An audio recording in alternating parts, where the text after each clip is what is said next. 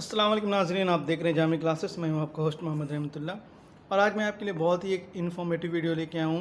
ये उन लोगों के लिए वीडियो है खासकर जो कभी गल्फ़ में स्टोर में काम नहीं किए हैं, एकदम फ्रेशर हैं, जो कभी स्टोर जानते ही नहीं स्टोर एक्चुअली होता है क्या है, लेकिन ख्वाहिश रखते हैं कि स्टोर कीपर में काम करें।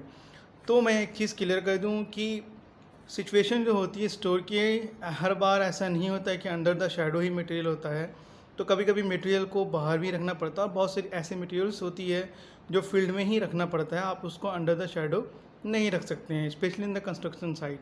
ठीक है, तो आज मैं आपको लाइव प्रैक्टिकल दिखाऊंगा कि कंस्ट्रक्शन साइट्स में जो मटेरियल्स होते हैं किस तरीके से रखे जाते हैं।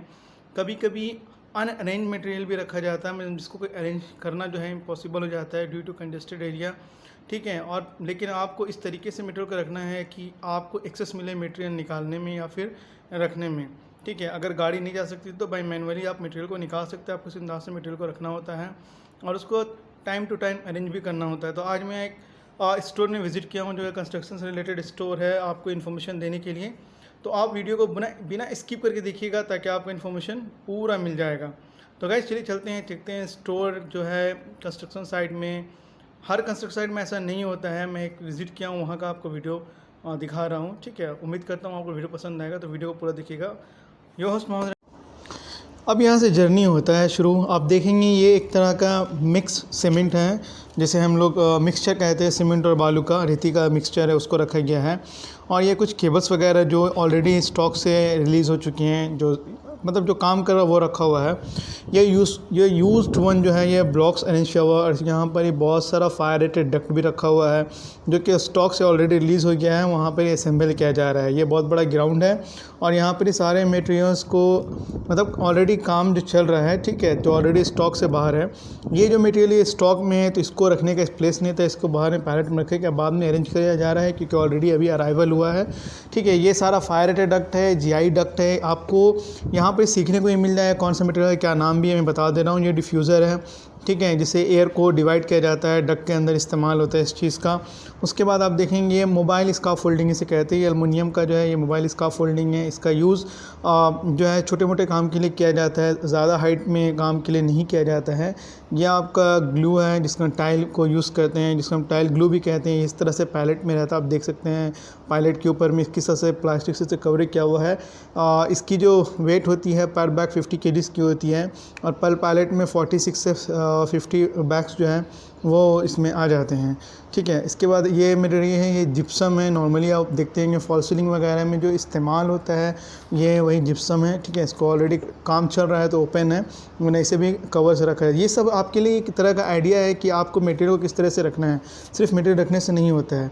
ये हम लोगों की वही मोबाइल का फोल्डिंग जो आपको दिखाया हूँ उसी का एक्सेसरीज़ है, एडिशनल एक्सेसरीज़ है। अगर आपको एक्सटेंड करना है तो उसी के लिए इसका इस्तेमाल किया जाता है। ये कुछ लेबर्स काम कर रहे हैं तो वो अपना मटेरियल को साइड में करके रखे हुए हैं। ठीक है, उसके बाद ये आपका सीमेंट है, ब्लॉक सीमेंट है, इसका बैग का बिल्कुल कलर अलग होता है। सेम इसकी भी जो वेट होती है 50 kg पर बैग्स होती है। पायलट में जो क्वांटिटी होता है वो भी 45 to 50 के आसपास होता है।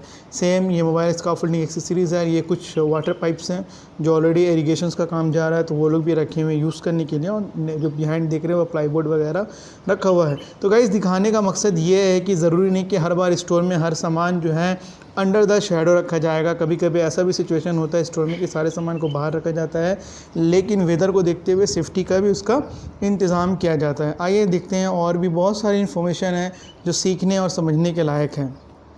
जैसे कि आप देख सकते हैं ये पूरा जो है रमल एरिया है, पूरा सैंड एरिया है। ठीक है, ये आपका सीमेंट बोर्ड इसे कहते हैं। ये भी टाइप ऑफ जिप्सम बोर्ड है, लेकिन इसकी जो हार्डनेस होती है, ये इसका जो स्ट्रॉन्गनेस है वो सीमेंट से बना होता है। ये कुछ स्क्रैप वगैरह पड़े हुए हैं, जैसे जो रॉड आपको नज़र आ, ये यूज़ किया हुआ रॉड है जिसको यूज़ किया गया है पहले ही। ठीक है, और आप देखिएगा पूरा डस्टी एरिया है। तो बहुत से स्टोर कीपर जो लोग काम करना की ख्वाहिश रखते हैं वो सोचते हैं कि स्टोर हमेशा टाइल्स वगैरह में होगा। नहीं नहीं नहीं, हर बार ऐसा नहीं होता है, खासकर कंस्ट्रक्शन में तो बिल्कुल भी नहीं। आप देख सकते हैं पूरा डस्टी एरिया होगा, सामान वगैरह भी बिल्कुल इसी तरह से पड़ा हुआ होगा। लेकिन आपको ध्यान रखना, आपको क्या सामान ऐसा है जो पानी से ख़राब हो सकता है, तो उस सामान को आपको सेफ्टी के साथ कवर करके रखना। ये पूरा डस्ट है, ठीक है।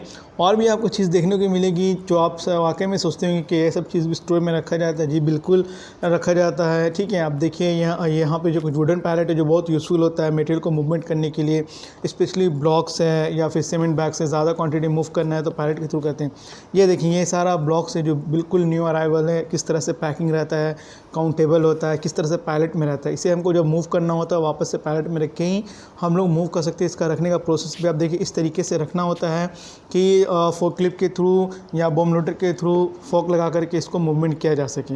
ये आप देखेंगे ये आपका स्मॉल साइज़ का स्टोन है, इसको इस तरह के रख सकते हैं स्टोर में, और कोई ऑप्शन नहीं है बैग वगैरह में भर के रखने का ऑप्शन नहीं है, तो क्योंकि डेली यूजेबल होता है, ज़्यादा कंज्यूमेबल आइटम्स होता है, ठीक है। आगे आप देखेंगे यहाँ पर ही हमने रेड सैंड भी आपको दिखाएंगे किस तरह से रेड सैंड यहाँ रखा हुआ है जो ब्लॉक वगैरह प्लास्टिक वगैरह में यूज़ होता है। तो गाइज़ उम्मीद करता हूँ कि आपको इन्फॉर्मेशन बहुत ही इन्फॉर्मेटिव लगा होगा और आपको समझने आया, इंटरव्यू में समझाने के लिए भी आसानी होगा। आप इसे ज़रूर से सीखें, नोट्स बनाएं, और जहाँ बात आपको समझ में नहीं